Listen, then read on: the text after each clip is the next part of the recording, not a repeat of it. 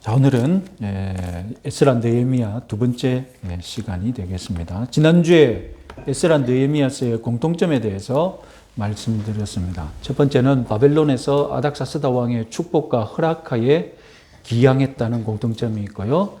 두 번째는 예루살렘에서 건축물을 재건하는 일에 관심을 가지고 강조하고 있었습니다. 세 번째는 다리오 1세 통치하에 스룹바벨과 예수아가 기양하여서 성전 재건을 완료한 그 명단을 공통적으로 제공하고 있습니다.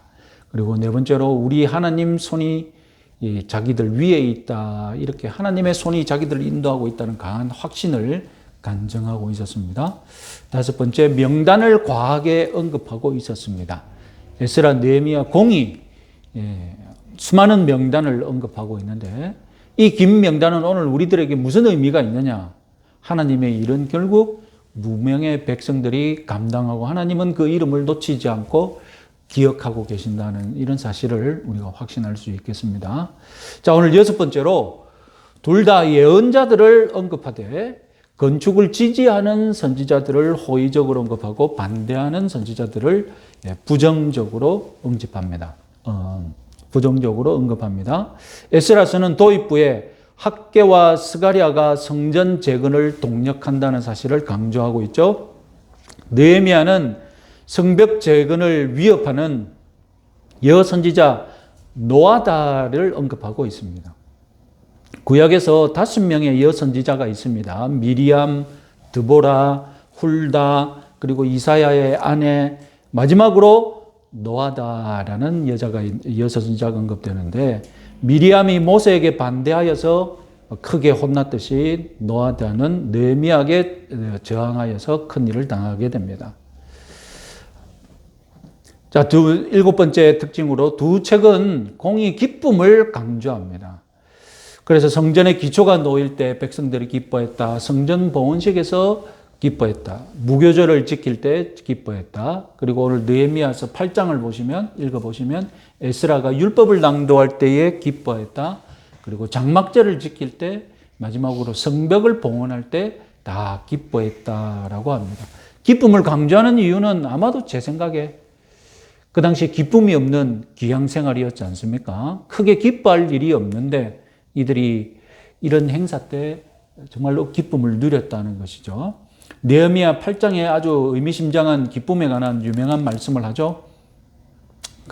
보시면 근심하지 말라, 여호와로 인하여 기뻐하는 것이 너희의 힘이니라. 멋지게 번역을 했는데, 영어 성경이 이 문자적으로 그대로 번역한 거거든요. The joy of the Lord is your strength. 그래서 여호와의 기쁨이 너희의 힘이다. 문자적으로는 그렇습니다. 그래서 영어 성경을 보면 영어권 학자들은 두 가지 의견을 제시합니다.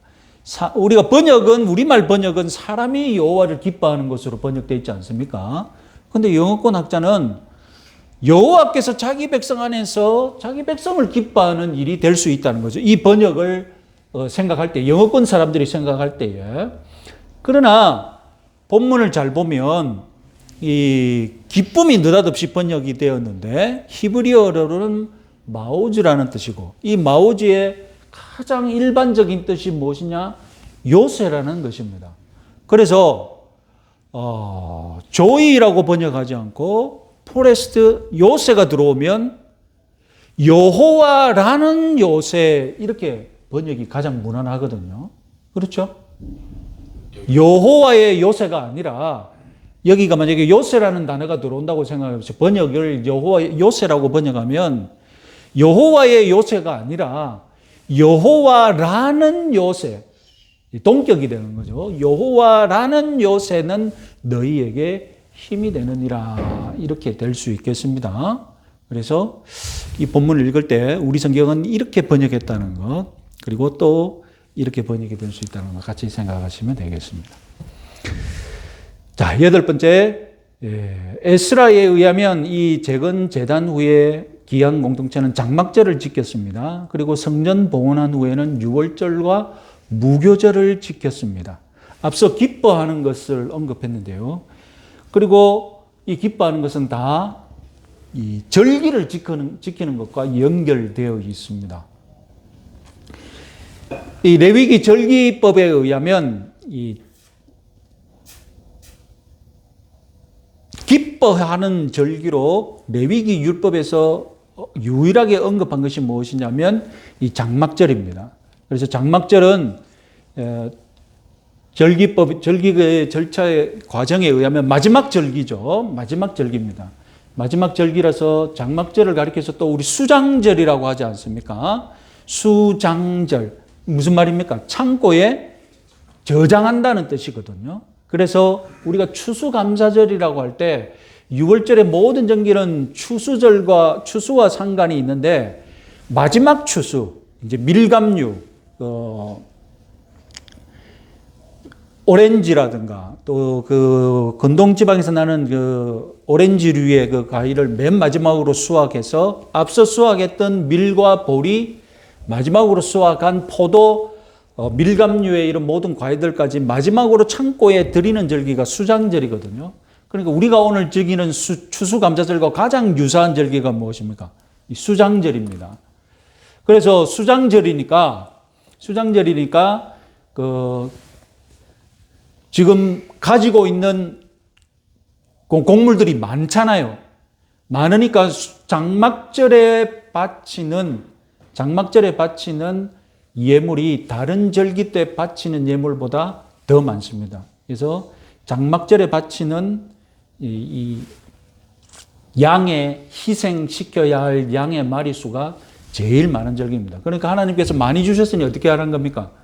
많이 바치라는 것이죠. 많이 받고 많이 바치는 것입니다.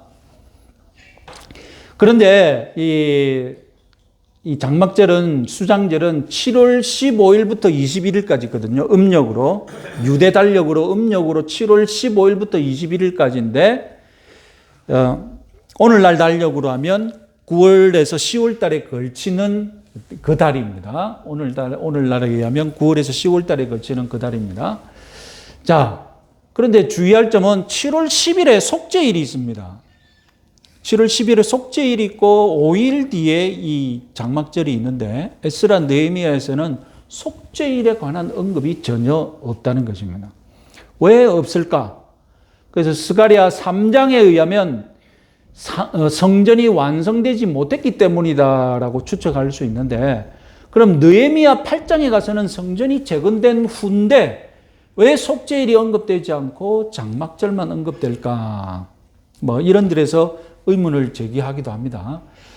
가장 바람직한 답변은 무엇이냐? 느헤미야가 일반 평신도이기 때문에 대속죄일에 관한 관심은 누가 가지고 있겠습니까? 레위인이나 제사장이 관심을 가지고 있겠죠. 그런데 느헤미야는 제사장이 아니지 않습니까? 평신도로서 지금 페르시아의 관료로서 지금 와서 성벽을 재건했기 때문에 느헤미야는 대속죄일에 관하여서 특별하게 언급하지 않았을 것이다. 이렇게 답을 하기도 합니다.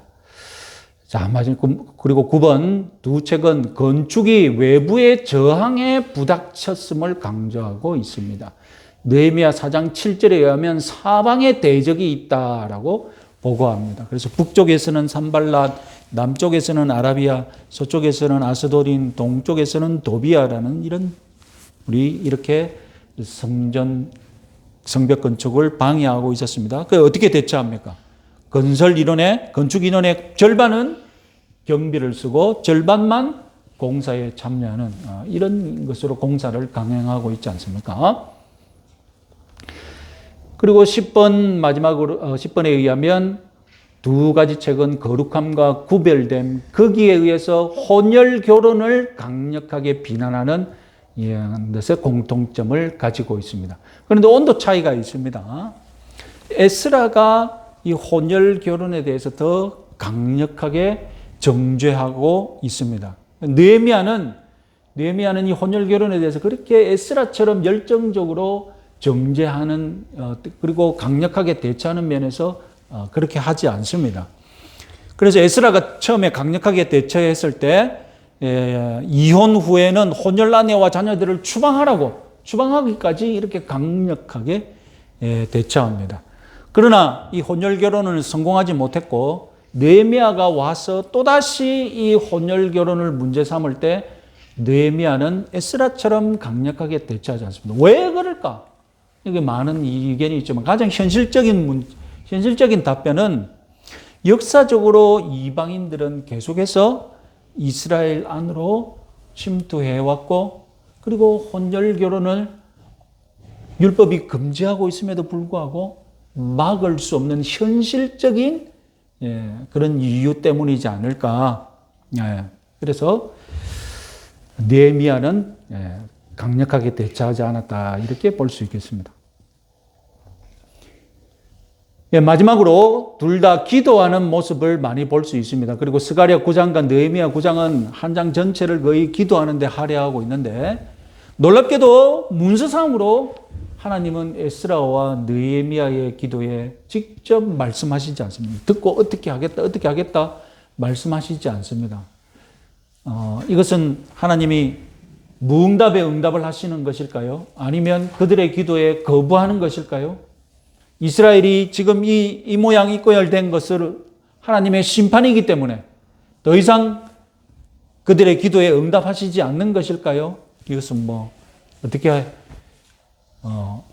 답이 없겠죠. 하여튼 하나님은 응답하시지 않습니다. 아시다시피 이제 하나님이 무응답 기간이 몇백 년이 지납니까? 하나님께서 이스라엘의 기도에 응답하시지 않는 기간이 400년간이었습니까? 그죠? 400년간 무응답하시고 그때 오는 선지자가 누굽니까? 이제 세례 요한이 오게 되는 거죠. 그런 면에서 이 무응답은 나름대로 의미가 있지 않겠습니까? 그런 의미에서 정답은 없겠지만 400년 동안 하나님 침묵하시고 나머지는 세례 요한을 보내셨다는 것, 그런 점에서 이것은 좀 우리 눈에 들어오는 일이겠습니다. 자, 이런 관점에서 오늘 마지막으로 느헤미야까지 읽겠습니다.